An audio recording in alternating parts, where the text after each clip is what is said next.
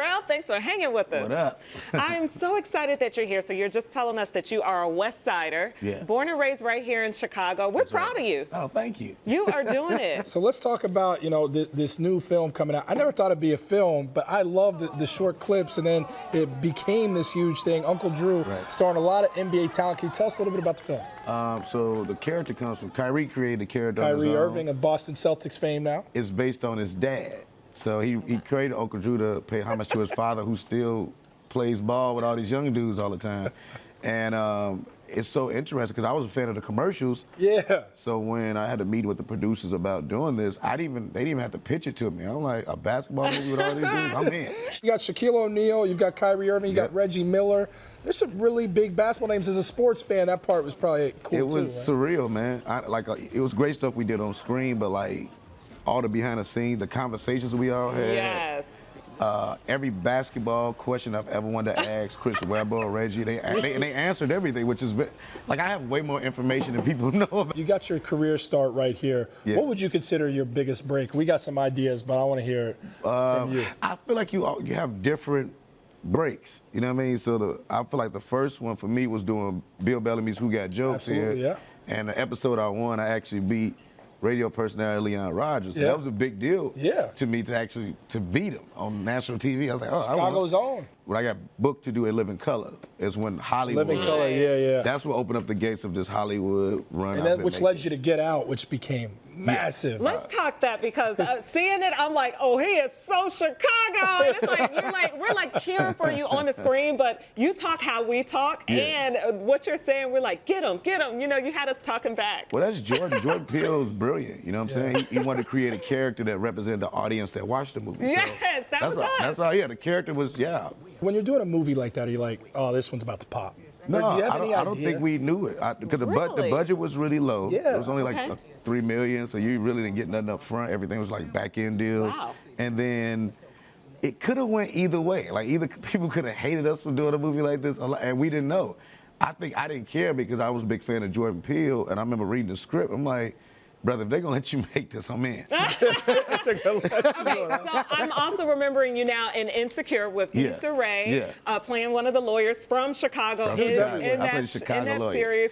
That's really cool. How's it working with Issa Rae? Issa is one of my favorite people in the world, and I was just talking to her yesterday, but she's so talented. Next time you talk to her, tell her I said hi. Okay, cool. No, she's so talented, man, and I did Insecure because I'm a fan of the show, so. Yvonne Orji is my friend, so that's who actually called me and was like, look, we got a role for Chicago lawyer. I don't like none of the people they sending. Could you do it? Calling the wolf to fix It's it so up. much happening in film right now. It just seems like there's just an insurgence and an interest in characters that look like us and films and stories that tell our stories. Well, that's happening on purpose. It's a lot of us. The crazy thing, most of us are friends that's in this new push. Yeah, you are. And we're doing all this on purpose. You know, we know we needed to tell more stories and see more people of color on television, on film, and that's why I'm excited about my show that comes out this fall, Rel. Talk about it. Tell us a little bit about it. You stole the question right out of my mouth. Oh, my bad. Yeah, it's a multi-cam sitcom, live studio audience doing the old school way. And it's just really funny, and it represents the West Side of Chicago. So you're talking about black excellence really moving up and us making our move right now. Another guy, Hannibal Buress, we had the director of the film that you're also appearing in too, which is having great box office success right now, Tag. Jeff Tomsic was in talking about that one. What's that experience like? Another hit? That was fun, man. Like, it was one of those things where, like, I want to do, like, Will Ferrell stuff. Like, well, if you ever see Will Ferrell sometimes just do a quick cameo. And steal the scene. But it's still, and it's like, what? Where did he come from? That's what I did with this. It was really fun. It was in between movies I was already doing, so I had a free day. Came in and did with a scene with Ed Helms, which was really funny and fun, and boom. You ever get starstruck? Like all these people we're talking, I mean, in these few minutes we talk, I dropped a lot of names right now. They're all over the floor. Is there anybody you ever get starstruck with? When I first met Jay and Beyonce, I was kind of starstruck with them. You don't know this is the world's biggest Beyonce. They didn't brief you on this. Touch me, you touch She them. thinks she's related to Queen Bee. Like it's like a thing. That's my sister. She's one of the nicest people I've ever met. Her whole family are really dope. Like Miss Tina's really. I mean, it's weird that I'm like. I mean, I guess it's cool. Like, did you ever think this is gonna be like your life? How do you get to this part of life? I don't know. I think Give me the secret. Give me the formula. I'm gonna tell you, it's not trying to force it. You know what I'm saying? Like I never thought about it like that because I just love what I do and I have a lot of fun doing what I love. And you end up, if you have good energy, you just draw these amazing people to you.